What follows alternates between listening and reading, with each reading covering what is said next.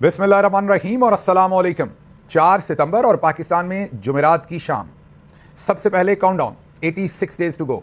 86 दिन रह गए हैं फील्ड मार्शल आसिम मुनीर की रिटायरमेंट और मुल्क में नए आर्मी चीफ के आने में। सबसे पहली खबर भी एक बार फिर इसी के बारे में है। खबर भी वही है जो पिछले व्लॉग में दी थी, लेकिन उसका अपडेटेड वर्जन है। राणा सनाउल्लाह साहब का सॉफ्टवेयर अपडेट कर दिया गया है और बहुत ही उम्दा अपडेट किया गया है। कल ही उन्होंने ये बयान दिया था और जो आज सुबह ही चल सका था, कल शाम को दिया था, आज सुबह ही वो मीडिया पे थोड़ा सा चला था कि हमने आपको बताया था कि ISPR, ISI, MI सब में अफरा तफरी मची थी और सब ने कहा था कि इसे बंद करो क्योंकि 2030 तक एक्सटेंशन चाहिए कम से कम। ये हमने आपको बताया था। ये भी बताया था कि जब वो वाशिंगटन DC आए थे तो यहाँ पर बातचीत करते हुए उन्होंने ये कहा था कि पाकिस्तान की इकॉनमी 2035 तक ठीक नहीं हो सकती और जब तक इकॉनमी ठीक नहीं हो सकती मैं यहीं हूँ, मैं कहीं नहीं जा रहा, मैंने इकॉनमी ठीक करके जाना है। उन्होंने अपने आप को खुद साख्ता एक किरदार अपना जो है वो इसमें से अखज़ कर लिया है, खुद साख्ता जिम्मेदारी दे दी है पाकिस्तानी कौम की तकदीर बदलने की, पाकिस्तानी इकॉनमी को तब्दील करने की, पाकिस्तान के साथ पता नहीं क्या क्या करने की जो जिम्मेदारी है उन्होंने अपने आप को खुद ही तकवीज़ कर ली है। और अब वो ये शायद समझते हैं कि मुझे अल्लाह मियाँ यहाँ लाया है और अब अल्लाह मियाँ ही हटाएं तो मैं हटूँ, वैसे मैंने नहीं हटना। ये मेरे ख्याल में उनका माइंड सेट है। बहरहाल राणा सनाउल्लाह ने कल शाम को जब ये बयान दिया, हमने आपको बताया कि पाकिस्तान के मीडिया पर इस बयान को रुकवाया जा रहा है, तो आज ही राणा सनाउल्लाह से अपडेटेड बयान दिलवाया गया। अब मुझे नहीं पता कि उनका सॉफ्टवेयर कैसे अपडेट किया गया है, जैसे आम पाकिस्तानियों का किया जाता है बिल्कुल वैसे ही अपडेट किया गया है या थोड़ी नरमी रखी गई है। लेकिन जो डिलीवरी है राणा सनाउल्लाह की, जो अब क्लैरिटी है, जो जैसे स्त्री बहुत अच्छे कपड़े हों तो उसके ऊपर कोई सलवट नहीं होती, अब जो फील्ड मार्शल आसिम मुनीर और उनके साथी जनरल्स जो चाहते हैं एग्जैक्टली वही जुबान राणा सनाउल्लाह ने बोली है। कोई सलवट नहीं थी, मतलब कि भारी स्त्री के साथ उन्हें उनका सॉफ्टवेयर अपडेट किया गया है। भारी स्त्री फिरी है, कोई हल्की स्त्री नहीं है। राणा सनाउल्लाह साहब ने अब ये कहा है कि 2030 तक उन्हें एक्सटेंशन होनी चाहिए, 2027 तक नहीं, वो 2030 तक यहाँ हैं। रिपोर्टर ने दोबारा सवाल पूछा तो राणा सनाउल्लाह इतना मोहतात थे कि उन्होंने कहा 2030 क्या, 2030 से भी आगे एक्सटेंशन होनी चाहिए फील्ड मार्शल आसिम मुनीर को। 2030 क्यों, 2030 से भी आगे एक्सटेंशन होनी चाहिए। राणा सनाउल्लाह इतने मोहतात हैं, दोबारा स्त्री से बचने के लिए उन्होंने कहा दफा करें जो मैंने 2027 कहा था, 2030 तक दें। उसने फिर सवाल पूछा रिपोर्टर ने, उन्होंने कहा 2030 को भी छोड़ें, 2030 से भी आगे तक एक्सटेंशन होनी चाहिए, जब तक वो चाहें तब तक एक्सटेंशन होनी चाहिए। रिपोर्टर ने सवाल पूछा कि जब तक वो चाहें मतलब कि ला मत नाही, तो राणा सनाउल्लाह ने बेबसी के साथ कहा कि बिल्कुल जब तक वो चाहें, लेकिन मुंह पे वो निम्मा निम्मा मुस्कुरा रहे थे, मतलब हल्का हल्का मुस्कुरा रहे थे जब वो ये बात कह रहे थे। जाहिर है उनको अंदाजा था कि वो क्या कह रहे हैं, उनको अंदाजा था माजी में ये लोग क्या कहते रहे हैं। बहरहाल रिपोर्टर ने दोबारा सवाल पूछा कि हजूर माजी में आप ये कहते रहे हैं कि नवाज शरीफ जो हैं वो एक्सटेंशन नहीं देते। मेरा ख्याल गोंदल साहब थे जो ये सवाल पूछ रहे थे। उन्होंने कहा कि माजी में कहा जाता रहा है कि नवाज शरीफ और नून लीग एक्सटेंशन के खिलाफ है, वो एक्सटेंशन नहीं देना चाहती। हालांकि ये बात गलत है। जनरल बाजवा के साथ एक्सटेंशन पर इन्होंने तो डील की थी, जनरल बाजवा को एक्सटेंशन दी थी और वोट दिया था पार्लियामेंट के अंदर और उसी से तो इमरान खान की हुकूमत गिराने की डील की थी। बहरहाल गोंदल साहब ने आज जब ये सवाल पूछा तो उस पर राणा सनाउल्लाह ने आगे से जवाब दिया कि देखें एक्सटेंशन जो है वो इस मुल्क में होती है, 1। दूसरा उन्होंने कहा कि एक्सटेंशन अगर किसी की मेरिट पे हो तो फिर तो होनी चाहिए। और उन्होंने कहा कि ये जो फील्ड मार्शल है, बल्कि उन्होंने कहा कि जब कोई बंदा फील्ड मार्शल हो तो फिर उसका तो मेरिट बनता है, उससे ज़्यादा किसका मेरिट बनता है, तो मौजूदा फील्ड मार्शल को तो फिर हर सूरत एक्सटेंशन मिलनी चाहिए। मतलब कि किसी किस्म का फॉल्ट नहीं रह गया राणा सनाउल्लाह के अंदर। कोई बैटरी कम नहीं है, सेल कम नहीं है, शॉर्ट सर्किट नहीं है, कहीं पर अब कोई ऐसी चीज नहीं रह गई। कितने अर्से तक 2027 के बाद? मेरा तो ख्याल है कि इसमें मुद्दत का तय नहीं होना चाहिए, ये जारी रहना 2032 तक, 30 तक चले, 30 से भी आगे तक जारी रहना चाहिए। अच्छा जी, आगे चलते हैं। ये तो मेरिट तो है, मैंने जैसे आपको कहा कि खुद साख्ता मेरिट हमारे जो फील्ड मार्शल साहब हैं उन्होंने बनाया हुआ है। अच्छा जी, अब सैलाबी सूरत हाल के बायस इलेक्शन कमीशन ने 9 हल्कों में होने वाले ज़िमनी इलेक्शन जो है वो मुलतवी कर दिए हैं। आपको पता है वजीराबाद, फैसलाबाद, उसके बाद फैसलाबाद का एक और हल्का, फिर लाहौर, फिर साहिवाल, फिर सरगोदा, फिर मियांवाली, फिर ये तमाम जो इलाके हैं इनमें ज़िमनी इलेक्शन का शेड्यूल दिया हुआ था। और भी कुछ ये इसमें शहर हैं उनमें ज़िमनी इलेक्शन का शेड्यूल दिया हुआ था इलेक्शन कमीशन ने। वो अब ज़िमनी इलेक्शन जो है वो कहा गया है कि सैलाब की वजह से सूरत हाल बहुत ख़राब है, यहाँ पर ज़िमनी इलेक्शन नहीं करवाए जा सकते। इसके साथ साथ ही जो मैट्रिक के एग्ज़ाम हैं वो भी पंजाब के अंदर, पूरे पंजाब के अंदर सप्लीमेंट्री इम्तहानात जो हैं वो भी मुलतवी किए गए हैं, उसकी वजह भी सैलाब बताया गया। लेकिन दूसरी तरफ आते हैं, जो पाकिस्तान तहरीक इंसाफ है उसने कायमा कमेटियों से इस्तीफ़ा दिया है और अब स्पीकर और बहुत सारी कुव्वतें जो हैं वो कोशिश कर रही हैं कि ये जो पार्लिमानी कमेटियों से, कायमा कमेटियों से इस्तीफ़े दिए हैं पाकिस्तान तहरीक इंसाफ ने, ये वापस ले लिए जाएँ। हुकूमत ने पहले तो आला-लान मीन छुपके नहीं बल्कि मीडिया पे कहा है कि हमने स्पीकर से गुजारिश की है कि पाकिस्तान तहरीक इंसाफ के लोगों के इस्तीफ़े जो हैं वो कबूल ना किए जाएँ। ये हुकूमत खुद से कह रही है। इससे पहले बहुत सारे लोग तहरीक इंसाफ के अंदर भी और बाहर भी इस फैसले को गलत करार दे रहे थे, इस पर तनकीद कर रहे थे। लेकिन गौर कीजिए कि जब से ये फैसला किया है, कायमा कमेटियों से इस्तीफा दिया है, क्योंकि कायमा कमेटियों के अंदर जाहिर है जिस तरह से निज़ाम जकड़ा हुआ है, मतलब कि कायमा कमेटियों के अंदर भी तो परफॉर्म आप तभी करते हैं जब पार्लियामेंट हो। ये पूरी की पूरी पार्लियामेंट ही फॉर्म 47 की है। फील्ड मार्शल और उनके साथी जजेस का, जनरल्स का कब्जा है। जजेस भी खैर उनके साथी ही हैं इस वक्त। तो जब कब्जा ही पूरे के पूरे सिस्टम के ऊपर उनका है, पूरी पार्लियामेंट ही जब परफॉर्म नहीं कर सकेगी तो कायमा कमेटियों ने क्या परफॉर्म करना। पाकिस्तान तहरीक इंसाफ के पास लातादाद कायमा कमेटियां थीं, उनकी चेयरमैनशिप भी थी, लेकिन आपको किसी एक में भी कोई टर्मिनल किस्म की कामयाबी, हाँ ठीक है, इक्का दुक्का नोटिस किए, लोगों को बुलाया, ये डाटा दे दें या ये दे दें, लेकिन किसी ने कोई डाटा नहीं दिया। कोई हतमी उसमें से स्कैंडल जो है वो बरामद नहीं हुआ। मतलब कि कायमा कमेटियों की जो परफॉर्मेंस, मैं इंडिविजुअल्स की बात नहीं कर रहा, तहरीक इंसाफ के लोगों की बात नहीं कर रहा। जब पार्लियामेंट की परफॉर्मेंस जीरो है तो उसमें कायमा कमेटियों की परफॉर्मेंस भी तो जीरो ही होनी है, क्योंकि ये फॉर्म 47 का पूरा सिस्टम है। अब हुकूमत लगातार कोशिश कर रही है कि कायमा कमेटियों में जो तहरीक इंसाफ है वापस आ जाए, सारी नहीं तो कुछ कमेटियों में वापस आ जाए। इससे और टाउट सहाफ़ी भी बार बार इस फैसले के ऊपर तनकीद कर रहे हैं। इससे ये वाज़ेह है कि फैसला किसके खिलाफ किया है और किसके हक में। अगर ये फैसला इतना ही हुकूमत को अच्छा लगता या तहरीक इंसाफ के खिलाफ होता तो 5 मिनट के अंदर ये इस्तीफे जो है मंजूर करके मामला जो है वो आगे बढ़ाया जाता। अच्छा जी, आगे इमरान खान साहब की जो मेडिकल रिपोर्ट है उसके ऊपर डॉन न्यूज़ ने अब एक नई कारस्तानी की है। डॉन आपको पता है कि बड़ा अंग्रेज़ी एक न्यूज़पेपर है पाकिस्तान का।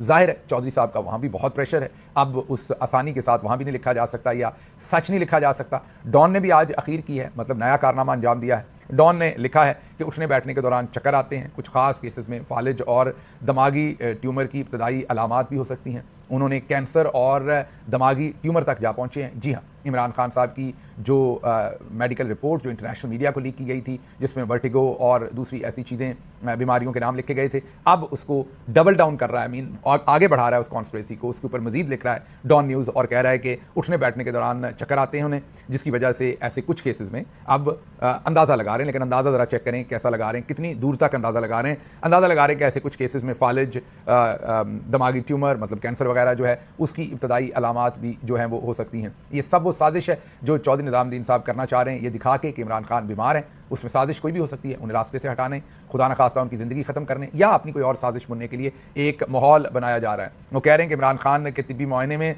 जो बीमारियों की तशख़ीस हुई है, दोनों बीमारियों का दिमागी सेहत से गहरा ताल्लुक़ है और ख़ास केसेस में दोनों बीमारियों में बाज़ बड़ी बीमारियों का आगाज़ भी बनती हैं। तो उन्होंने कहा ये तो छोटी बीमारियाँ हैं, लेकिन इनसे बड़ी बीमारियों का आगाज़ हो सकता है। हालांकि जो भी इमरान खान साहब को मिल के आए हैं वहाँ से वाज़ेह तौर पर यह पता चलता है कि उनको ऐसी कोई बीमारियाँ नहीं हैं जो बाहर बताई जा रही हैं और लिखी जा रही हैं, लेकिन पूरे का पूरा एक माहौल, हाँ उन पर सख्ती बहुत है, उन्हें पानी गंदा दिया जाता है, उनके सेल के जो हालात हैं, उनकी बीवी के साथ जो सलूक किया जाता है, सख्ती बहुत है, उनके ऊपर उनको आइसोलेशन में रखा हुआ है। लेकिन ये जो स्पेसिफिक बीमारियाँ यहाँ पर और इनमें से कैंसर और पता नहीं क्या कुछ की तरफ इशारे किए जा रहे हैं, ये आपके सामने है कि ये पूरे का पूरा एक माहौल बुना जा रहा है। पर्पज़ एक ही है कि किसी तरह से भी बाहर ऐसा इमेज क्रिएट कर दिया जाए कि इमरान खान साहब बहुत सख्त बीमार हैं, ताकि जब हम कोई घटिया हरकत अगर करने का सोचें तो हमारे पास उसका एक बैकग्राउंड हो। अगली खबर जी, जियो न्यूज़ ने आज कमाल ही कर दिया है। कमालिया के अंदर कवरेज कर रहे थे, फ्लड के रिलेटेड जो मामला थे उनकी कवरेज कर रहे थे। वहाँ पर ज़ाहिर है एक दुखी शहरी जो उसकी आम ज़ुबान है उसमें उसने एक लफ्ज़ जो मायूब लफ्ज़ है, गैर शाइस्ता तो नहीं कह सकते, गाली ही कह सकते हैं। वैसे जियो ने उसे गैर शाइस्ता कहा है, ये शाइस्ताबाजी वाली बात नहीं है। ये even on all standards, even गांव के स्टैंडर्ड, किसी भी स्टैंडर्ड के हिसाब से ये एक गाली है। उसने एक गाली दी, मतलब जाहिर है वो तो दुखी आदमी है। मैं ये नहीं कह रहा कि उसको ये गाली देनी चाहिए। इसी तरह से जैसे मैंने चाचा साजिद नवाज़ का जो सख्त लफ्ज़ था वो गाली नहीं था, वो सख्त लफ्ज़ था, लेकिन यहाँ पर ये गाली था। उसको भी गाली समझ लें आप, कुछ लोगों के नज़दीक वो भी गाली होगा, लेकिन बहरहाल मैंने उसको भी इंडोर्स नहीं किया था, इसने तो अखीरी की है। लेकिन जाहिर है ये भी एक मजलूम आदमी है। सैलाब के अंदर जो हालात हैं लोगों के और जो लोगों के साथ ये हुकूमत कर रही है वो आगे आपको दिखाते हैं। तो उस शख्स ने, ये आपको ज़रा जियो न्यूज़ की हेडलाइन दिखाते हैं, जाहिर है वो लफ्ज़ हम साइलेंट करेंगे, वो आपको दिखा नहीं सकते। जो उसने कहा है आप यही कहें कि उसने कहा है, एफ वर्ड इस्तेमाल किया है उसने, और उसने कहा कि हुकूमत हमसे वही करती है जो एफ वर्ड का मतलब है। वो उसने कहा कि हुकूमत हमारे साथ कर रही है और लगातार कर रही है और बार बार कर रही है। तो उसने कहा कि हर साल आप हमारे साथ एफ वर्ड वाला मामला उसने कहा है कि हो रहा है और आप लोग इसके ऊपर कोई तवज्जो नहीं दे रहे। पानी सारा चढ़ आया साढ़े घर साढ़ा कमा शमात मुंजी शुंजी हर शा डूब गई है। फुलका टुक्कर खान साढ़े को शही कोई नहीं है। खुदा दा वास्ते हुकूमत अगे अपील है, कोई साढ़े बारे सोचो कि हर साल आशियाना टूटा, फसलें डूबी, दरियाए रावी से आने वाले सैलाब ने कमालिया में तबाही मचा दी। चारों तरफ पानी ही पानी। दरियाए रावी में सैलाबी रैली से मेन जीटी रोड में शगाफ पड़। जियो वालों को, क्योंकि मैंने आपको बताया कि पंजाबी हालांकि 60-65% पॉपुलेशन जो है पंजाब के अंदर, वो पंजाब पाकिस्तान के अंदर वो पंजाब से है। पाकिस्तान के अंदर पश्तो भी बोली जाती है, जो कि बहुत अच्छी बात है। सिंधी भी, बलोची भी और बाकी ज़ुबानें भी, और बोली जानी चाहिए। तमाम ज़ुबानें हुस्न हैं और हर इलाके के लोगों की जो मादरी ज़ुबान है वो उनको बोलना चाहिए। लेकिन उर्दू स्पीकिंग जो हमारी अशराफिया है उनको पंजाबी ख़ास बुरी लगती है। उन्होंने पाकिस्तान में पंजाबी के बारे में एक ख़ास एक इमेज क्रिएट किया हुआ है कि ये रफ लैंग्वेज है, ये बुरी लैंग्वेज है, ये गालियों की लैंग्वेज है। हालांकि हर ज़ुबान में, उर्दू में भी गालियाँ हैं, इंग्लिश में भी गालियाँ हैं, पश्तो में भी हर ज़ुबान में गाली भी होती है, सख्त लफ्ज़ भी होता है, रूड भी होता है, आमी ज़ुबान भी होती है और बहुत पढ़ी लिखी ज़ुबान भी होती है। वारिस शाह हूँ, बाबा बुल्ले शाह हूँ, उन्होंने भी पंजाबी में लिखा हुआ है। लेकिन उसके साथ साथ आम सड़क के ऊपर अगर कोई गंदी गाली गलोच कर रहा है तो वो भी पंजाबी में हो सकती है, क्योंकि बड़ी आबादी पंजाबी में है। जब वो ऐसा कोई लुच्चरपन होता है उसका फैलाव ज़्यादा तेज़ी से होता है उस ज़ुबान के अंदर, क्योंकि लोग ज़्यादा हैं, उनको समझ ज़्यादा जल्दी आती है अपनी ज़ुबान की बात। तो इसलिए पंजाबी को जो अशराफिया है हमारी, और ये न्यूज़ चैनल की मैं आपको कोताही इसलिए कह रहा हूँ कि उसमें कोई पंजाबी ज़ुबान का बंदा उस पूरी चेन के अंदर था ही नहीं। अगर वो होता तो इस न्यूज़ को रुकवाता। ये नेशनल टीवी के ऊपर ये वर्ड चल जाना, इसका मतलब है कि नबल थे वो तमाम के तमाम लोग पंजाबी की ज़ुबान से ही, जहाँ जो 60-65% लोग बोलते हैं ज़ुबान, उस ज़ुबान के एक लफ्ज़ से। और ये लफ्ज़ भी कोई ख़ास छुपा हुआ लफ्ज़ नहीं है, तकरीबन सभी को इस लफ्ज़ का पता है। और जैसे अंग्रेज़ी में सभी को एफ वर्ड का पता है, अब आप कहेंगे क्यों पता है, ये तो गंदा लफ्ज़ है। तो क्या अंग्रेज़ी में सबको एफ वर्ड का नहीं पता? सभी को पता है। इसी तरह हर ज़ुबान में, उर्दू में भी सभी को पता है उस लफ्ज़ का। हर ज़ुबान में सबको पता होता है, सिर्फ पंजाबी को टारगेट किया जाता है।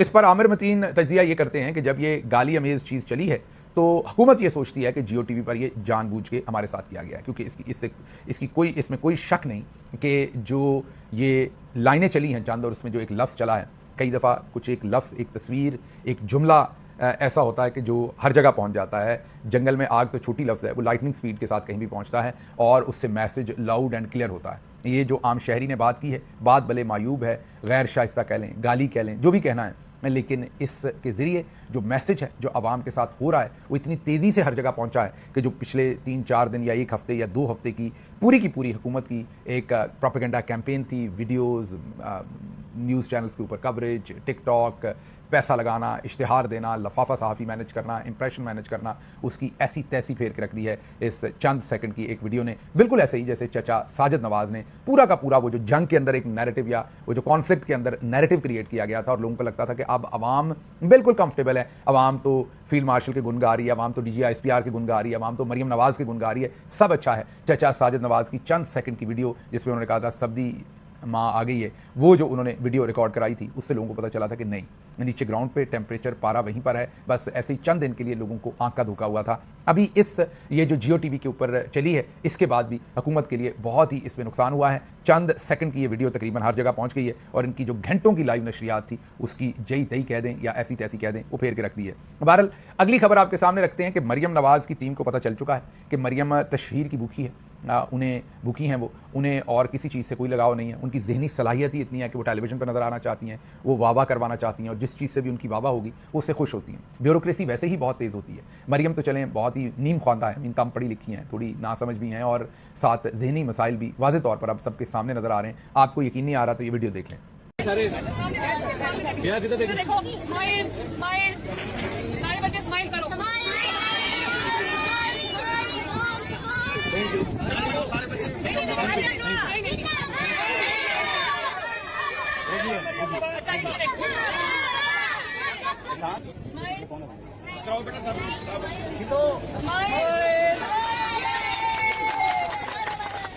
सब बच्चे जितनी देर यहाँ पे अच्छे से पढ़ना है, ठीक है?